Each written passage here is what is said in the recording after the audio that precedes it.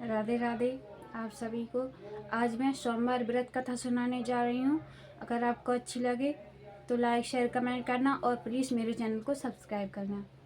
तो हम शुरू करते हैं सोमवार व्रत कथा। एक गांव में एक साहूकार रहता था। वो शिव जी का बहुत बड़ा भक्त था। वो शिव जी की बहुत पूजा अर्चना करता था, परंतु उसको एक बहुत बड़ा दुख था कि उसको कोई संतान नहीं थी और ना ही हो रही थी। ये दुख उसका मिट ही नहीं रहा था और वो रोज़ सुबह शाम भोलेनाथ के मंदिर जाया करता था, उनकी पूजा व्रत करता था बहुत श्रद्धा के साथ। पार्वती जी बोली कि हे महादेव, ये भक्त आपकी इतनी पूजा करता है, इतना बड़ा भक्त है आपका, फिर भी उसको इतना बड़ा दुख है, ये किस बात से इतना दुखी रहता है? हे महादेव, इसके दुख को दूर कीजिए। तो शिव जी बोले कि हे पार्वती, इसका दुख दूर नहीं कर सकते, इसके भाग्य में संतान प्राप्ति नहीं है और इसे संतान का ही दुख है। तो माता पार्वती ने महादेव से हाथ जोड़ के विनती की कि हे महादेव, अगर आप ही अपने भक्तों का दुख दूर नहीं करोगे तो कौन सुनेगा इनकी, कौन इनके दुख को दूर करेगा। तो ऐसा बार बार आग्रह करने पर शिव जी ने उस साहूकार की विनती सुनी और उसे संतान प्राप्ति का वरदान दे दिया। परंतु उन्होंने कहा कि वह जो पुत्र होगा वो 12 वर्ष तक ही जीवित रहेगा, उसके बाद वो मृत्यु को प्राप्त हो जाएगा। अब ये सारी बातें साहूकार शिव जी के मंदिर में बैठ के सुन रहा था। अब उसने ना ही तो कोई प्रसन्नता प्रकट की और ना ही उसने कोई दुख प्रकट किया। वो अपने घर को गया, जैसे रोज काम काज करता था वो करने लगा। उसने किसी को ये बात नहीं बताई। इसके बाद कुछ समय बाद उसकी पत्नी गर्भवती हुई और 9 महीने बाद उसने सुंदर पुत्र को जन्म दिया। उनके घर में बहुत खुशियां मनाई गई, बहुत प्रसन्नता मनाई गई। परंतु साहूकार 12 वर्ष की उम्र जानता था, तो उसने किसी से कुछ नहीं कहा, ना ही तो प्रसन्नता प्रकट की, ना ही दुख जो चल रहा था चलने दिया। अब उसकी पत्नी देख रही थी कि वो साहूकार बहुत दुखी है। उसने पूछा भी कि क्या हुआ है, आप इतनी प्रसन्नता के पल में इतने दुखी हैं? तो उसने कुछ नहीं कहा और जो चल रहा था चलते रहा।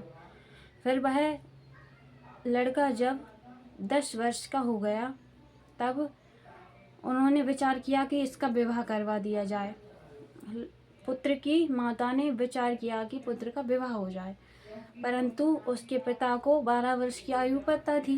तो उसने कहा कि नहीं, अभी इसे पढ़ने के लिए भेजेंगे हम। तो पुत्र के मामा को बुलवाया और पुत्र को उसके मामा के साथ शहर पढ़ने के लिए भेज दिया और उनसे कह दिया कि रास्ते में आप जाते समय यज्ञ अनुष्ठान करवाते जाएं। वो जाते जाते रास्ते में यज्ञ करवाते गए, पूजन करवाते गए, ब्राह्मणों को भोजन करवाते गए। एक शहर पड़ा उन्हें जहाँ पर एक राजा की कन्या का विवाह हो रहा था। अब जिस राजा की लड़के से हो रहा था वो लड़का एक आंख से काना था। अब उस दूल्हा के पिता को बड़ी चिंता हो रही थी कि मेरे पुत्र का विवाह कैसे होगा। अगर राजा ने देख लिया कि एक आंख से काना है मेरा पुत्र तो उसका विवाह रुक जाएगा, अड़चन पैदा हो जाएगी। तो उसने दूल्हा के पिता ने साहूकार के बेटे को देखा, वो बहुत ही खूबसूरत था। तो उन्होंने दूल्हा के पिता ने मन में विचार किया कि क्यों ना दरवाजे का काम इस साहूकार के बेटे से करवा लिया जाए, तो क्या बुराई है। उन्होंने उस पुत्र के मामा से पूछी कि हमें ये दरवाजे का काम करवाने लेने दो, इससे हम आपको बहुत सारा धन देंगे इसके बदले। तो पुत्र के मामा ने हाँ कर दिया और कहा कि ठीक है, दरवाजे का काम करवाने में क्या जाता है। तो उन्होंने जो दूल्हा की रस्म होती है दरवाजे की, वो साहूकार के बेटे से करवा ली और राजा की कन्या के साथ पूरी विधि विधान से उसका विवाह हो गया। उसने पूरी रिवाज उस साहूकार के पुत्र के साथ किए और अपने पुत्र को छुपा दिया, क्योंकि वो एक आंख से काना था। उस पुत्र को छुपा दिया और विदा, उन्होंने सोचा कि विदा होगी तब हम अपने बेटे को इस दूल्हे की जगह पर रख लेंगे। लेकिन विदा होने से पहले जो साहूकार का पुत्र था वो जाते जाते राजकुमारी के अपने दुल्हन के चुनने के पल्ले पर लिख गया कि तेरा विवाह मेरे साथ हुआ है, मैं काशी जी पढ़ने के लिए जा रहा हूँ और तुझे जिसके साथ ये विदा करेंगे वो एक आँख से काना है। इतना उसने अपने चुन्नी के पल्ले पर लिखा पाया तो अपने माता पिता को बताया, तो उन्होंने कहा कि हम अपनी कन्या की विदा नहीं करेंगे। उन्होंने विदा नहीं की, बारात वापस चली गई। इधर वो काशी जी लड़का पहुंच गया था, पढ़ाई चल रही थी उसकी और 12 वर्ष उसके पूरे हो गए थे। वहाँ पर 12 वर्ष पूरे हुए थे, उसी दिन उन्होंने बहुत बड़ा यज्ञ रचा हुआ था। तो लड़के के सीने में दर्द हुआ और उसने अपने मामा से कहा कि मामा जी मेरे सीने में दर्द हो रहा है। तो उसने कहा कि ठीक है तुम अंदर जाओ और जाके आराम करो। वो अंदर गया, अंदर जाके वो सोया तो वो सोते ही रह गया, उसके प्राण निकल गए। अब इधर मामा ने देखा आकर तो वो लड़का मृत पड़ा था। अब उसने सोचा कि अगर मैं रोना पीटना आरंभ कर दूंगा तो यज्ञ का कार्य अधूरा रह जाएगा, इसलिए पहले यज्ञ पूरा हो जाने देते हैं। यहाँ पर यज्ञ चल रहा था, यज्ञ पूरा हुआ, मामा ने रोना पीटना आरंभ कर दिया। तभी उसी समय वहाँ से शिवजी पार्वती जी निकल रहे थे। उन्होंने कहा, माता पार्वती बोली, हे स्वामी कोई दुखिया यहाँ पर रो रहा है। तो शिवजी ने कहा ठीक है चल कर देखते हैं कि कौन दुखी रो रहा है। तो शिवजी ने चल कर देखा, माता पार्वती बोली कि हे स्वामी ये तो वही पुत्र है जो आपके वरदान से प्राप्त हुआ था। शिवजी ने कहा हाँ ये तो वही है, इसकी आयु पूरी हो गई, अब इसके समय आ गया है जाने का।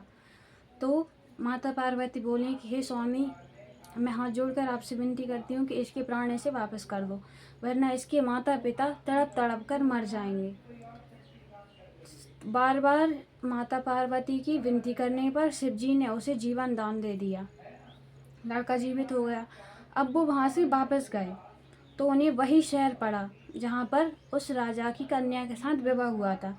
राजा ने इनको देखा, मामा भांजे को दोनों को देखा और पहचान लिया, तो उन दोनों को अपने महल में ले गए।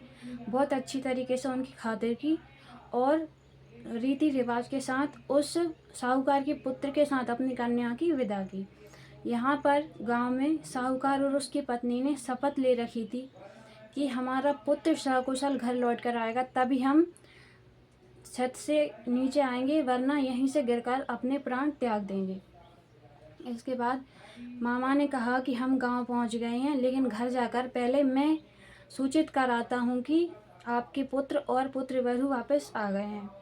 मामा ने जाकर कहा और देखा तो वो छत पर शपथ लिए हुए बैठे थे कि हम यहाँ से गिरकर अपने प्राण त्याग देंगे। लेकिन मामा ने बहुत रोका और कहा कि आपका पुत्र सकुशल लौट आया है और अपनी वधू के साथ आया है। वहाँ वो नहीं मान रहे थे, तो मामा ने शपथ पूर्वक कहा कि मैं शपथ लेकर कहता हूँ कि आपके पुत्र और उसकी वधू आ चुके हैं और बहुत सारा धन भी लेकर आए हैं, राजा की पुत्री है। तो उन्होंने माना, शपथ लेकर बोला मामा, तब उन्होंने माना और वो नीचे उतर कर आए और उन दोनों का अच्छे से स्वागत किया और पूरा परिवार हंसी खुशी रहने लगा। तो इस तरह शिवजी और माता पार्वती की कथा संपन्न होती है। अगर आपको अच्छी लगे तो प्लीज़ इस वीडियो को शेयर करना और मेरी वीडियो को लाइक करना। हर हर महादेव।